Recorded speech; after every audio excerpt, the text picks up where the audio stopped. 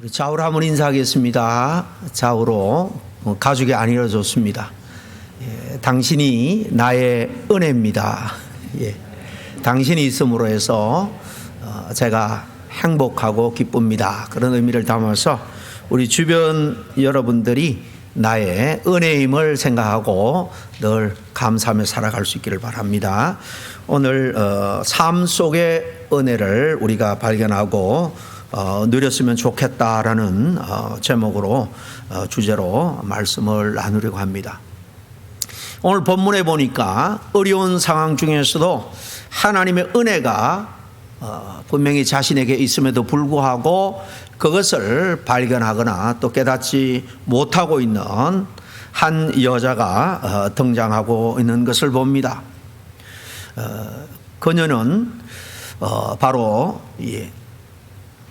인생에 있어서 너무나도 지금 힘든 시기를 보내고 있기 때문에 하나님께서 자기와 함께 하시고 베풀어 주시는 그 은혜를 깨달을 수 있는, 볼 수 있는 그런 마음의 여유가 조금 더 없었던 것 같아요.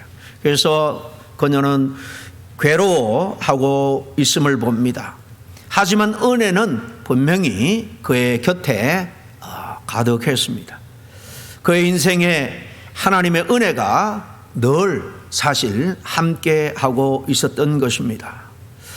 우리의 삶 속에서도 마찬가지입니다. 우리가 인식하지 못하고 깨닫지 못하고 그래서 누리지 못하는 하나님의 은혜가 늘 저와 여러분을 감싸고 있다라는 사실입니다. 우리가 만약에 순간순간 그 은혜를 발견하고 그 은혜에 우리가 제대로 반응하면서 살아간다라면 우리는 훨씬 더 영적으로 풍성하고 감사와 은혜가 넘치는 기쁨의 그런 삶을 살아가게 될 줄로 믿습니다. 먼저 오늘 본문 말씀을 좀 더 깊이 살펴보기를 원합니다. 오늘 말씀은 나오미와 그의 며느리 룻이 모압 땅에서 애굽으로 돌아올 때의 그 장면을 간단하게 그리고 있습니다. 오늘 19절에 보니까 그 두 사람이 길을 떠나서 베들레헴에 이르렀다라고 말합니다. 나오미의 고향으로의 귀향에 대해서 다른 특별한 언급이 없습니다. 아주 간단하게 이렇게 고향 베들레헴에 도착하게 되었다라고 기록하고 있습니다. 그렇지만 이 두 여인의 귀향길은 결코 쉬운 그런 여행이 아니었을 겁니다. 이 모압에서부터 나오미의 고향 베들레헴까지는 한 60여 마일, 100여 킬로 정도 떨어져 있습니다. 따라서 보통 여인들이 한 시간당 한 2마일에서 2.5마일 정도 걷는다면 모압에서 베들레헴까지 돌아오는 데는 4일, 어쩌면 그보다 더 걸렸을지도 모르겠습니다. 왜냐하면 그 중간에는 요단강이 있었고요. 지금 성지순례 가시는 분들은 요단강이 아주 좁은 시냇가처럼 보여서 실망을 했다, 그런 이야기를 들어보는데 사실 옛날에는 이 요단강이 굉장히 폭도 넓었고요, 물도 많았다고 합니다. 다리가 있는 것도 아니고요, 배가 늘 있는 것도 아니었습니다. 그러니까 이 광의 위험, 또 길이 지금처럼 포장이 되어 있는 것도 아니고요, 짐승과 강도의 위험까지 있었으니 아마도 시간이 더 걸렸을 거예요. 결코 쉽지 않은 여행길로 지금 힘겹게 이 두 여인이 고향으로 돌아온 것입니다. 더 정확하게 말하면 나오미의 고향이죠. 며느리 룻의 입장에서는 말도 문화도 다른 이방 땅입니다. 사실 나오미는 고향을 떠난 지 한 10년여 시간이 흘렀음을 우리가 앞에 내용을 읽어보면 알 수 있습니다. 지금 고향이라고 돌아오지만은 이 나오미의 심정이 어땠을까? 낯익은 고향의 풍경을 보면서 아마도 여러 만감이 교차했을 겁니다. 그렇지만 나오미는 한가롭게 감상에 빠져 있을 시간이 없었습니다. 마을 사람들이 나오미가 왔다는 소식을 듣고 다 함께 몰려왔습니다. 이 베들레헴이라는 곳은 바로 이 원래 살던 고향이고 베들레헴은 예루살렘 남쪽 지역으로 유다 백성들이 살던 지역이에요. 그래서 베들레헴은 바로 유다 후손인 다윗이 태어난 곳이죠. 다윗이 이곳에 태어난 것도 나오미와 깊은 관련이 있는 것입니다. 어쨌든 마을 사람들이 이렇게 10여 년 전에 고향을 떠났던 나오미가 왔다는 소식을 듣고는 다 기쁨으로 모여들었을 것입니다. 그런데 객지에서 남편은 물론이고 어릴 때 데리고 왔던 두 아들도 다 결혼은 시켰지만 손자 하나 없이 다 죽은 후였습니다. 이렇게 객지에서 고생을 하며 가족들을 다 잃고 10년 만에 왔으니까 나오미는 외적이나 또 내면 심정에 있어서 많이 피폐되고 변해 있었을 거예요. 얼굴에는 그동안의 고생으로 인해서 세월의 흔적이 고스란히 묻어 있었을 것이고요. 함께 떠났던 가족들이 없고 겨우 이방 여인 며느리 하나 달랑 데리고 온 것입니다.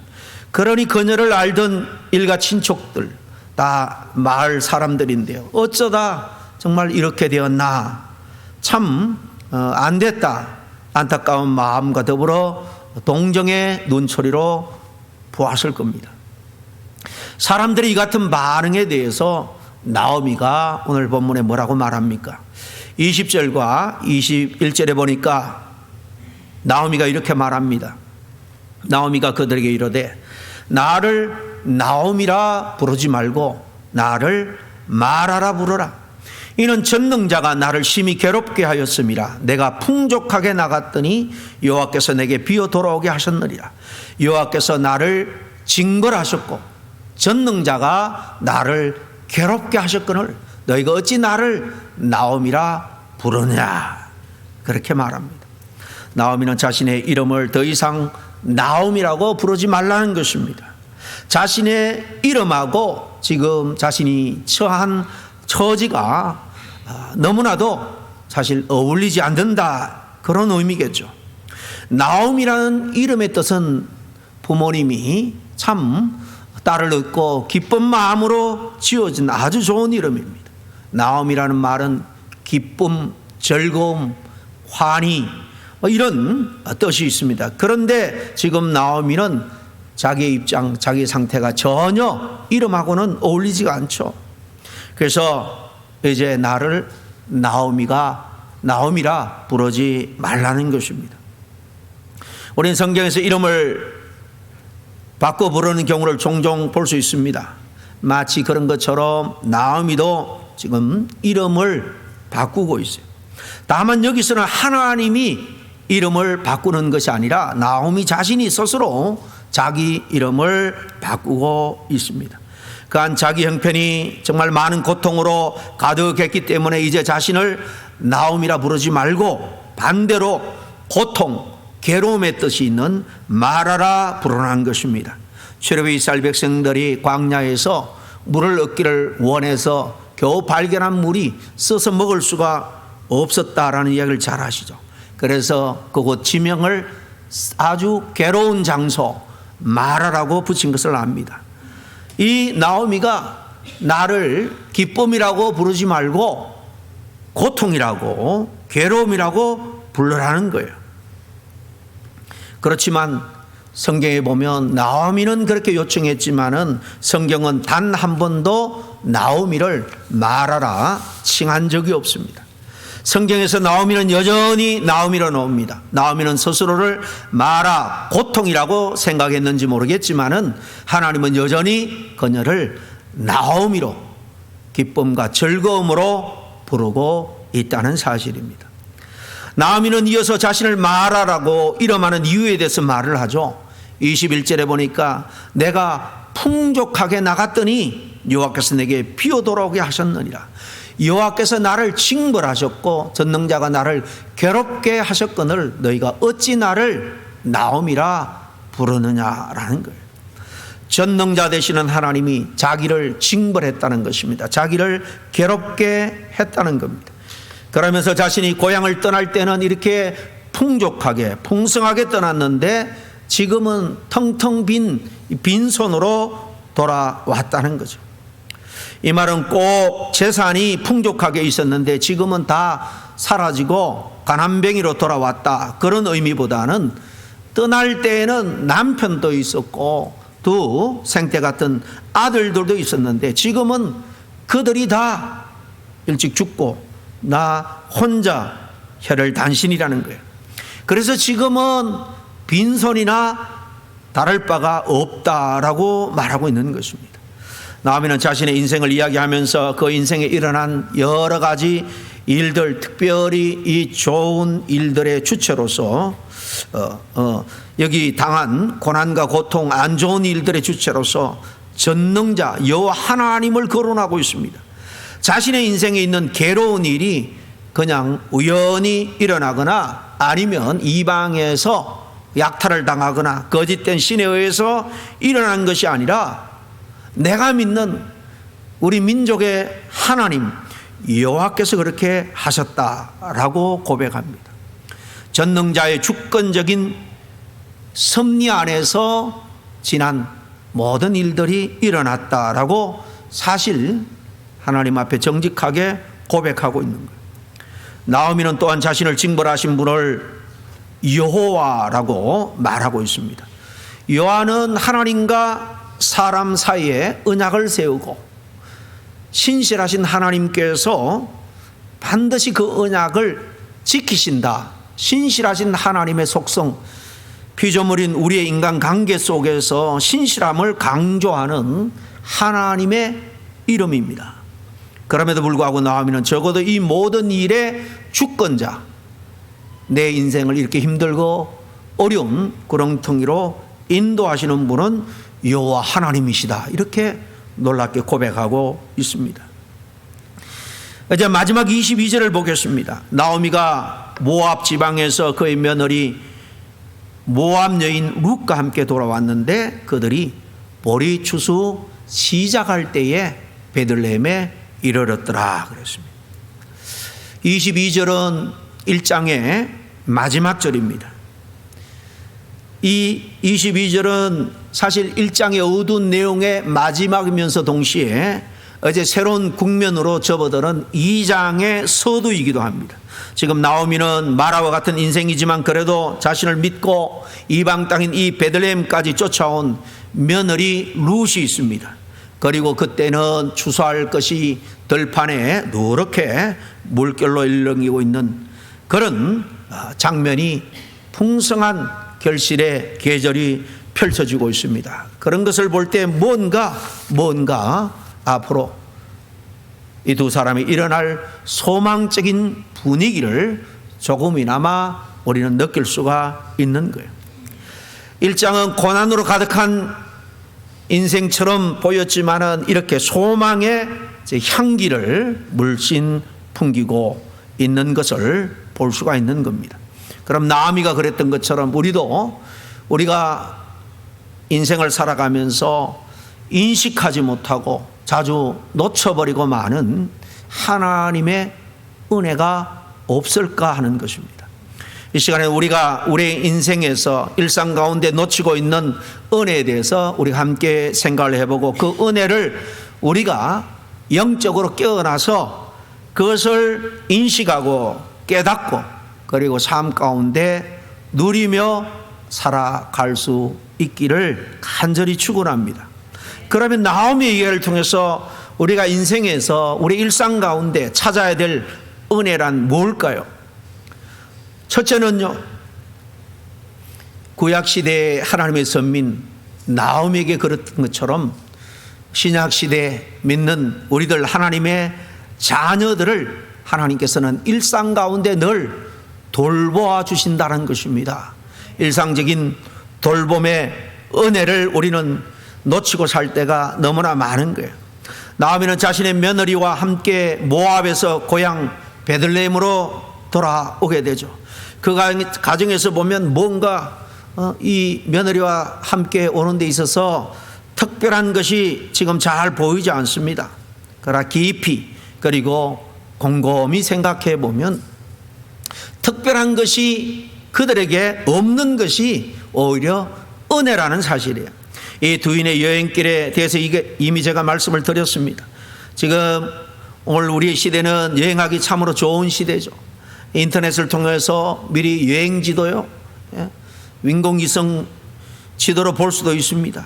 손쉽게 여행을 그에 맞게 준비도 할 수 있고요. 이동할 때는 내비게이션을 이용해서 세밀하게 안내를 받을 수가 있습니다. 그런데 당시는 그런 시대가 전혀 아니었습니다. 차가 있는 것도 아니고 도로가 제대로 닦여 있는 것도 아닙니다. 거기다가 험난한 산과 강과 짐승과 강도 위험도 있었습니다. 그런데 아무런 문제 없이 연약한 두 여인이 무사히 지금 베들레헴 나오미의 고향 땅에 도착한 거예요. 여러분, 이게 우연히 이렇게 된 것일까요? 성경은 우리 인생에 있어서 우연히 된 것은 하나도 없다라고 말합니다. 특별히 하나님의 백성으로서 하나님의 돌보심의 은혜가 항상 있기 때문에 사실 가능한 겁니다. 우린 기적이나 특별한 일만 하나님의 은혜라고 생각하는 경우가 많죠. 그렇지만 매일의 삶에서 우리를 돌보시고 우리를 또 섬세한 손길로 이끌어 주시는 그 모든 것 하나하나가 하나님의 은혜입니다. 일상적인 돌봄의 은혜인 겁니다. 룻기를 읽어보면 특별한 기적이나 초자연적인 사건이 없습니다. 특별한 어떤 능력이 나타나지도 않습니다. 그럼에도 불구하고 마지막에 가보면 기가 막힌 해피엔딩으로 끝나게 됩니다. 이 결론 부분을 보면 하나님의 정말 사랑 어린 세밀한 손길이 그들과 함께 했구나, 그들 인도했구나. 말 그대로 여호와 로의 하나님, 선한 목자가 되시는 하나님께서 그들과 함께 했고, 그들이 인생에서 어떤 국면에 있을지라도 하나님이 인도하셨구나 하는 것을 우리는 인정하지 아니할 수 없습니다. 그러므로 지나온 모든 삶이, 빛 가운데 있던 어둠 가운데 있던 그 모든 삶이 돌아보니 합력해서 선을 이루었구나, 하나님의 은혜구나 라고 인정하지 않을 수가 없는 것입니다. 우리 인생도 마찬가지입니다. 일상에서 누리고 있는 은혜가 사실 너무나도 커요. 그런데 우리 눈이 어두워서 영적으로 둔감해서 세상 사는 일에 바빠서 일상에서 경험하는 많은 일들 가운데 하나님의 은혜임을 놓치고 깨닫지 못하고 살아갈 때가 너무나도 많다라는 사실입니다. 여러분, 우리가 날마다 경험하는 하나님의 은혜를 깨달을 수 있기를 바랍니다. 우리를 이끄시고 돌보시고 우리와 함께 하시는 이 일상의 은혜를 순간순간 놓치지 말고 인식하고 또 그것을 삶 가운데 감사로 기쁨으로 누릴 수 있기를 바랍니다. 신앙인의 풍성한 삶은 하나님의 이런 작게 느껴지는 그런 은혜조차 은혜임을 깨닫고 그 은혜에 대해서 감사하며 살아가는 삶인 줄로 믿습니다. 하나님의 은혜를, 작은 일상의 은혜조차 은혜로 알고 깨닫는 것이 영적인 수준이에요. 그 사람의 영적인 실력이다라는 말씀입니다. 그렇습니다. 아침에 눈을 뜨고 밤에 편안히 잠자리에 눕는 것 하나님의 은혜입니다. 집에 먹을 음식이 있는 것도 하나님의 은혜고요. 오늘 하루 아무런 사고 없이 지낸 것도 하나님의 은혜입니다. 치료를 받아서 병이 낫는 것도 물론 하나님의 은혜지만은 병을 통해서 하나님께 더 가까이 나갈 수 있다라면 그것 또한 은혜인 겁니다. 두 발로 교회에 나와서 예배하며 하나님의 말씀을 들을 수 있는 것, 성도들과 함께 이렇게 믿음 안에서 교제할 수 있는 것 다 하나님의 은혜입니다. 지금의 삶에 별다른 변화가 없다라고 우리는 삶을 지루해하고 그래서 불평하며 살 때가 많죠. 그러나 생각해 보면 그것도 하나님의 돌보심의 은혜입니다. 죄악으로 가득한 이 세상 자체라는 것은 우리에게 늘 좋은 일만 기다리고 있는 그런 환경이 아닙니다. 그런 악한 마귀 사단이 공중분세를 잡고 여전히 죄악으로 고난과 고통으로 하나님의 자녀들을 특별히 괴롭게 하는 이 환경 속에 우리가 살아가고 있음을 알 때 일상에서 특별히 큰 변화가 없는 것도 은혜라는 사실입니다. 하나님은 우리를 돌보시는 분이고 우리가 알든 모르든 간에 계속해서 하나님은 우리에게 은혜를 베풀어 주시는 분입니다. 우리의 인생에서 우리의 일상에서 하나님의 채워주시는 은혜, 그 돌보심의 은혜를 은혜로 알면 우리의 믿음이 더 성장하게 될 거예요. 그러니 여러분, 하나님의 일상적인 돌봄의 은혜를 순간순간 놓치지 말고 깨달으며 그에 대해서 하나님께 반응하며 살아갈 수 있기를 간절히 바랍니다. 눈을 크게 뜨고 그 일상 가운데 은혜를 찾아보시기를 바랍니다. 찾으려고 하면 우리의 이 인생 일상 가운데 하나님의 정말 돌보심, 공급해 주심, 인도해 주신 은혜가 가득함을 깨닫게 될 겁니다. 여러분, 잠자리 일어나시면 간밤에 단잠을 주신 하나님의 은혜를 생각하면서 하루를 시작해 볼 수 있기를 바랍니다. 모닝커피를 즐기시는 분들은 단순히 내 돈 내서 사 먹는 커피인데 그렇게 생각하면 아무런 감정의 변화도 또 기쁨도 은혜도 못 느낄 겁니다.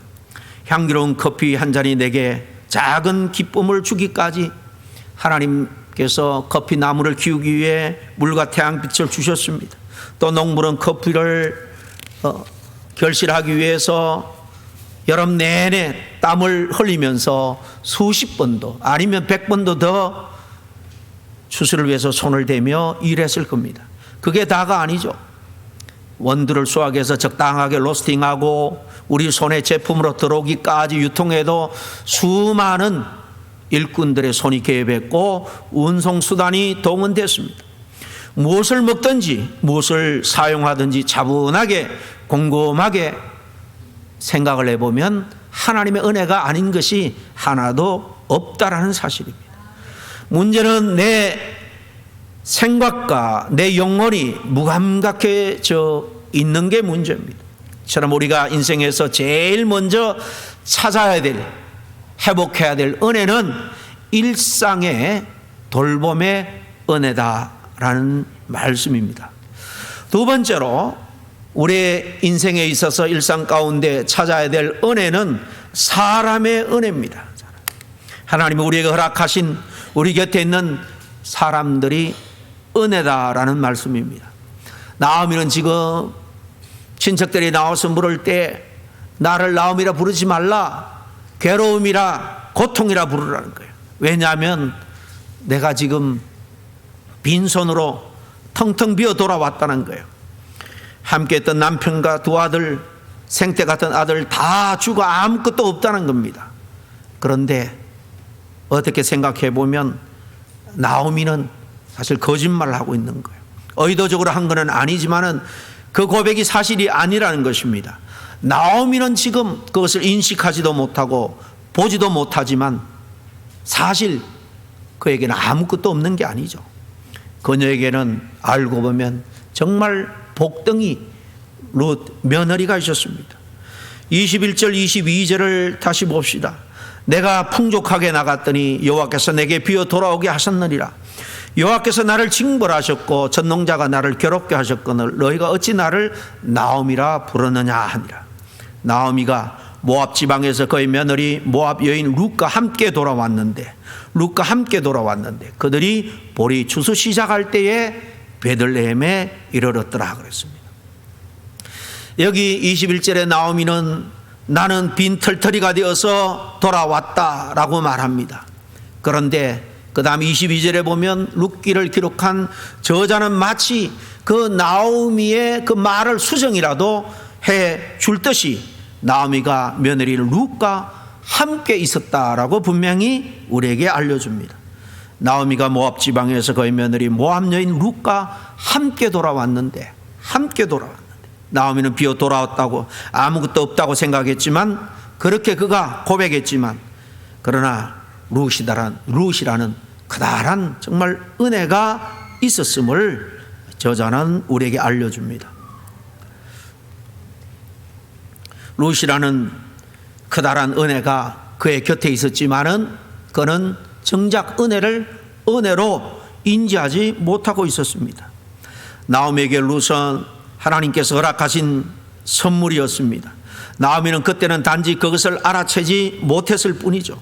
우리가 잘 아는 것처럼 룻으로 인해서 나오미의 인생이 얼마나 놀랍게 변하게 됩니까? 나중에 보면 다윗이 바로 이 베들레헴에서 태어나는데 이 나오미의 가정에서 태어나는 거예요. 예수님이 결국 다윗의 혈통 가운데 태어나는 것을 우리가 압니다. 그 위대한 왕 다윗뿐만 아니라 세상의 구원자 메시아가 이 땅에 오는 통로로 나오미는 너무나도 귀하게 쓰임받는 것을 우리는 후대에 알 수 있는 것입니다. 여러분, 나와 함께 있는 사람, 하나님께서 내 가까이 붙여주신 사람, 그 사람들이 하나님의 은혜임을 우리가 얼마나 자주 잊고 살아갑니까? 우리는 그 사람들이 하나님의 은혜인지 모르고 그냥 살아갈 때가 너무나 많죠. 여러분, 지금 옆에 계신 분들 한번 돌아보시길 바랍니다. 다시 한번 인사하시길 바랍니다. 당신이 하나님의 은혜입니다. 꼭 부부가 아니어도, 가족이 아니어도 믿음 안에서 만난 우리들 또 서로에게 은혜인 줄 믿습니다. 우린 천국까지 같이 갈 분들이기 때문에, 그러니 서로를 은혜로 생각하시고 서로에게 생각 없이 상처 주거나 또 아프게 하는 말과 행동을 우리가 자제해야 되겠습니다. 천국에 들어가 주님 앞에 여러분 같이 서게 될 때에 생각 없이 말로 행동으로 상처 준 것들 하나님 앞에서 다 드러나게 되는데, 여러분 그 사람 하나님 앞에서 바라볼 때 얼마나 민망할까요? 때로 배우자가 원수같이 보이고 자식이 원수같이 보일 때도 있을 겁니다. 그러나 하나님이 내게 주신 은혜의 선물이다라는 사실을 여러분 놓치지 말기를 바랍니다. 여러분, 한 가족으로 살게 하신 게 어떻게 우연으로 되겠습니까? 우리가 한 교회에 한 믿음의 지체로 같이 예배하고 같이 한 하나님을 아버지라 부르면서 형제 우애를 나누고 친교하는 거 어떻게 우연히 그렇게 될 수 있습니까? 하나님이 허락하셨으니 여러분에게 하나님의 축복을 가져다 주는 은혜의 선물이다라는 사실을 인정하시고 하나님의 그 은혜를 소홀히 여기지 마시기를 바랍니다. 그리고 그와 함께 하나님의 뜻을 이루어 갈 수 있기를 바랍니다. 뿐만 아니라 그 사람에게 여러분들도 내가 은혜가 되어야 되겠다, 정말 걸림돌이나 고통이 아니라 은혜가 되어야 되겠다 다짐하시고 함께 노력할 수 있기를 바랍니다. 마지막 세 번째입니다. 우리 인생에 있어서 우리 일상 가운데 찾아야 될 그 은혜, 고난의 은혜입니다. 고난의 은혜. 여러분, 이상하게 들리죠? 고난하고 은혜하고 전혀 반대 개념 같고 어울리지 않는 모순되는 그런 단어처럼 생각될 겁니다. 그러나 고난은 인생에서 우리가 겪게 되는 하나님의 은혜의 선물일 때가 많은 거예요. 고난이 인생에서 정말 찾기 어려운 하나님의 은혜인지도 모르겠습니다. 여러분, 나오미를 보세요. 나오미는 하나님께서 자신을 많이 괴롭혔다라고 고백하죠. 흉년을 피해서 멀리 외국 땅에 좀 잘 살아보겠다고 이민 갔는데 10년 동안 이방인으로 사는 것, 그것도 정말 힘든 일이 아닐 수가 없는데 거기서 남편을 잃어버렸습니다. 생태 같은 두 아들 결혼시켰는데 후손 하나 없이 다 죽고 말았습니다. 우리는 나오미가 겪고 있는 이 괴로움, 고통 어떻게 다 헤아릴 수가 있겠습니까? 그런데 나오미는 그 괴로움을 주신 분이 하나님이다라고 오늘 말합니다. 하나님께서 왜 이런 가련한 이 여인에게 고난을 허락했을까요? 이해하기 어려운 부분도 있고요. 사실 다 헤아릴 수가 없습니다. 그렇지만 분명한 것은 하나님께서는 그분의 선하신 뜻을 이루기 위해서, 나오미를 돌이키기 위해서, 나오미를 결국 축복하기 위해서 결론적으로 보면 그렇게 하셨다라는 사실입니다. 나오미는 지금까지 모압이라는 우상이 가득한 땅에 살았습니다. 영적으로 하나님을 완전히 떠나서 생활한 것입니다. 하나님의 율법 명령을 어겼죠. 하나님이 축복으로 준 땅을 스스로가 박차고 우상이 덕실거리는 모압 땅으로 간 것입니다. 그래서 하나님께서는 그녀가 돌아올 수밖에 없었던 그 상황을 만든 겁니다. 만약에 나오미가 우상으로 가득한 땅에 있었는데 계속해서 하는 일마다 잘 돼 보세요. 아무런 문제 없이 계속해서 잘 살아간다면 과연 나오미가 베들레헴 떡집이라는 하나님이 약속한 땅으로 돌아왔겠습니까? 그러지 않았을 겁니다. 고난을 견디는 사람은 있지만은 번영을 견디는 사람은 별로 없다라는 말이 있습니다. 무슨 말입니까? 고난을 통해서 하나님을 찾는 일은 많지만은 우리가 세상에서 번영을 누릴 때 하나님이 기뻐하는 구원의 길, 믿음의 길로 오기는 참 어렵다, 그런 말일 것입니다. 자신이 잘 될 때 여러분 하나님을 오히려 놓쳐버리고 하나님과 멀어지는 경우가 많죠. 그럴 때에 하나님을 더욱더 찾는 그런 모습을 여러분 주변에서 얼마나 봤습니까? 룻기와 같은 배경을 가진 사사기를 보면 무슨 말인지 잘 알 수 있습니다. 여러분 사사시대, 바로 그 시대에 이 룻이 살았습니다. 사사기 뒤에 룻기가 나오잖아요.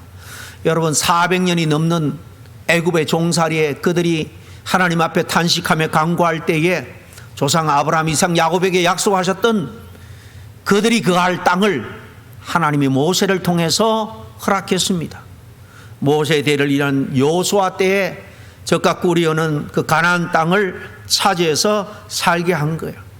그리고 한 20여 년 후에 여호수아는 하나님의 부름을 받고 이제 사사시대가 등장하는데, 그 시대에 한 170, 80년, 200년 가까이 되는 그 시대, 하나님이 축복으로 주신 젖과 꿀이 흐르는 가나안 땅에 살 때에 그들의 삶은 어땠습니까?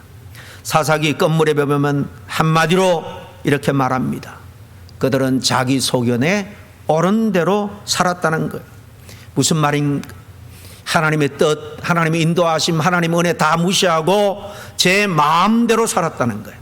가나안 땅에 있었던 온갖 우상들을 섬겼고요, 세상의 쾌락, 세상의 번영, 세상의 축복을 쫓아 자기 마음대로 살았다라는 것입니다. 그래서 하나님은 우리 인생의 때로 고난을 허락합니다.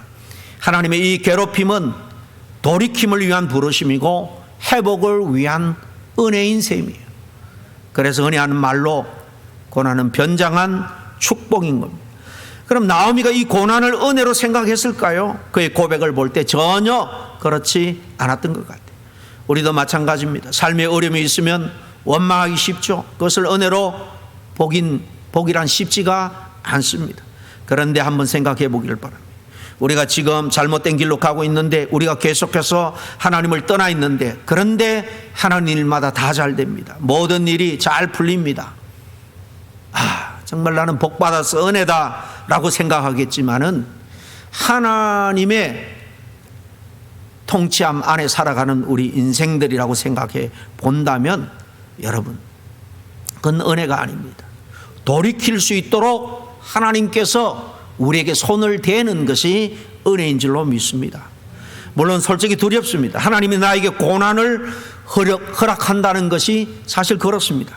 그런데 내가 잘못된 길을 가고 있는데 하나님이 아무것도 안 하고 가만히 계신다라고 생각을 하면 여러분, 그것이 더 두려운 일이 아닐까요?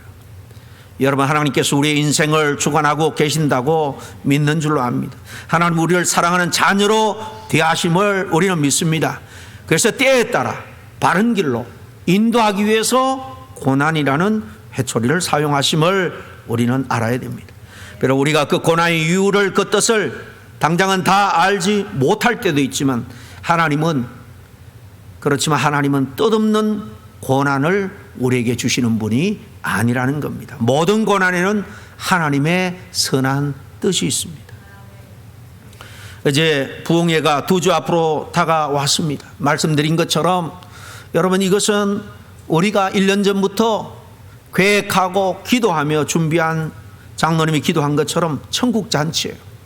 천국으로 들어갈 수 있는 은혜와 능력을 우리가 공급받는 시간이고, 아직도 사망의 어둠 그늘에 있는 자들을 천국의 그 반열로 인도하는 그런 너무나도 귀한 하나님께서 우리에게 주신 기회입니다.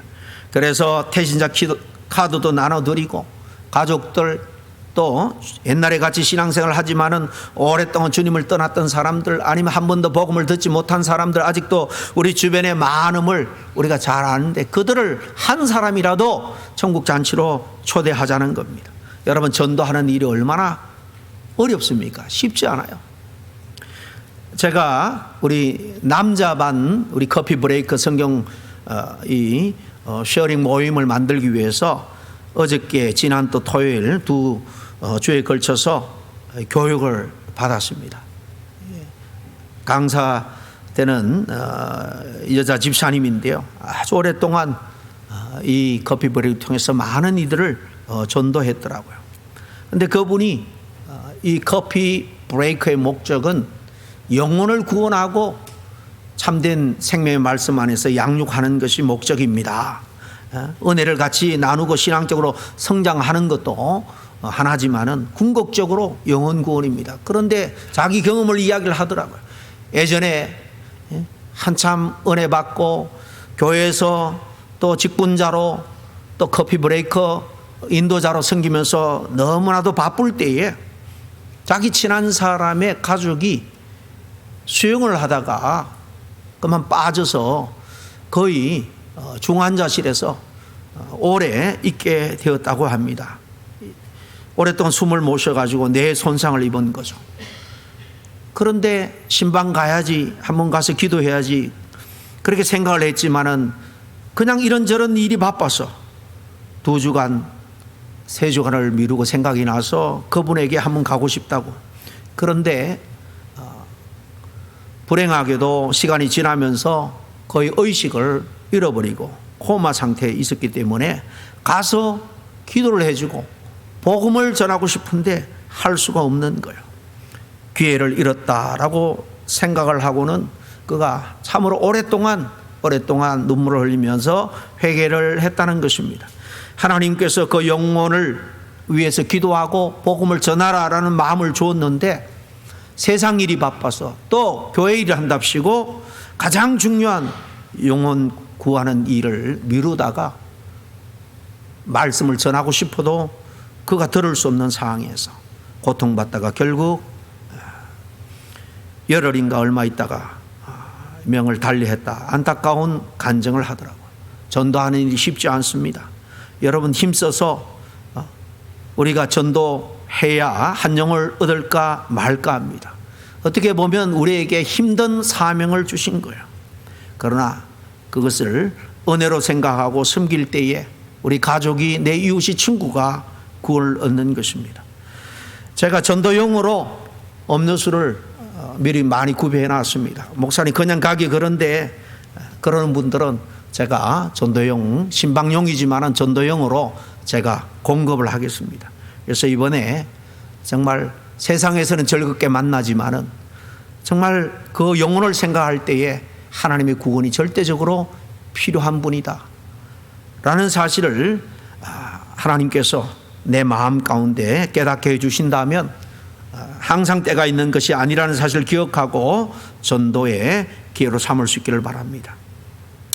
오늘 말씀을 통해서 우리가 살아가면서 인생에서 일상 가운데 쉽게 놓치는 은혜에 대해서 말씀을 나눴습니다.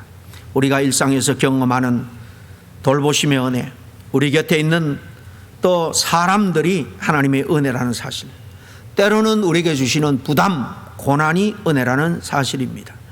그러니 늘 일상의 이 은혜를 은혜로 알아차리고 그 은혜를 누리며 살아갈 수 있는 귀한 주의 백성이 되기를 간절히 축원합니다. 기도하겠습니다. 하나님의 은혜를 감사합니다. 아버지 하나님, 이 땅에 80억의 인구가 있지만 그 중에 저희들 자녀 삼아주시고 하나님 일찍이 불러주셔서 신앙생활 할 뿐만 아니라 하나님 나라의 이 원대한 그리고 거룩한 하나님 나라 확장 사역을 위해서 일꾼으로 동력자로 쓰임받게 해주시니 감사와 찬양을 드립니다.